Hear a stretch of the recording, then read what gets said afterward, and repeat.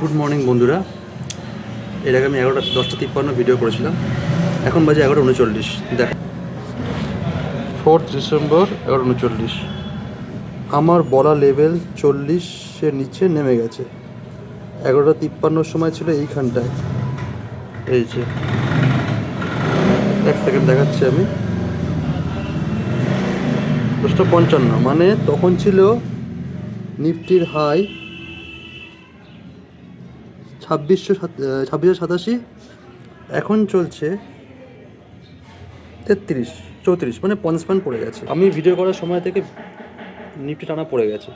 আর আমার বলা 40-এর লেভেল, যেটা আমি এটা মার্ক করেছিলাম রেড কার্ডে দিয়ে, সেটাও ব্রেক করে দিয়েছে। তো ওঠার পর বাজার পড়ছে।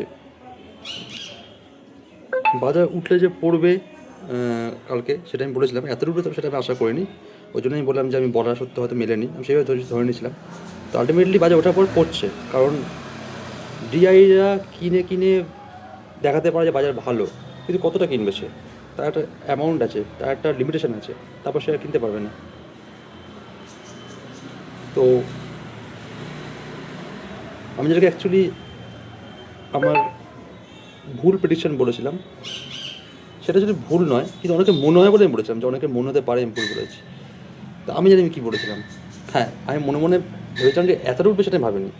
আমি 60-70 পয়েন্ট তো উঠবে, কিন্তু অনেকটাই উঠেছে। সেখান থেকে পতন শুরু হয়েছে, পড়ছে বাজার। দেখুন, লম্বা ক্যানেল বানিয়ে ঠিক ওই লেভেলটা ক্রস করে দিচ্ছে। তারপর এই ক্যানেলটা চেষ্টা করছে, ওটা উঠতে হচ্ছে না। মানে বায়ার্স থেকে সেলারের ক্ষমতা বেশি এখানে। বায়ার্স লড়াই করছে, বাট পারছে না। আর আমি শিওর এখানে যারা রিটেল, মানে আমাদের মতো সাধারণ ছোটো ছোটো যারা বায়ার্স, তারাই কেনার চেষ্টা করছে।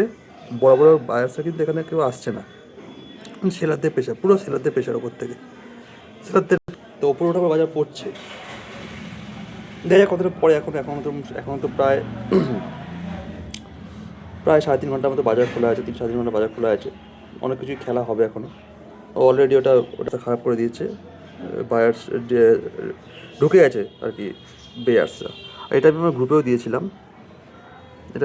দিয়েছিলাম। দেখাচ্ছি, এই যে আমার হোয়াটসঅ্যাপ গ্রুপ। কিছুটা মোমেন্টাম শিফটিং হয়েছে। বেয়ার্স আর নকিং, বাট ইনডিসিসিভ মুভমেন্ট চলছে। 11:27 বলেছিলাম এটা আমি। 11:27 বলেছিলাম এটা আমি। এই যে এটা হচ্ছে কি আজকের ভিডিও, দেখে দিচ্ছি তার কথাটা।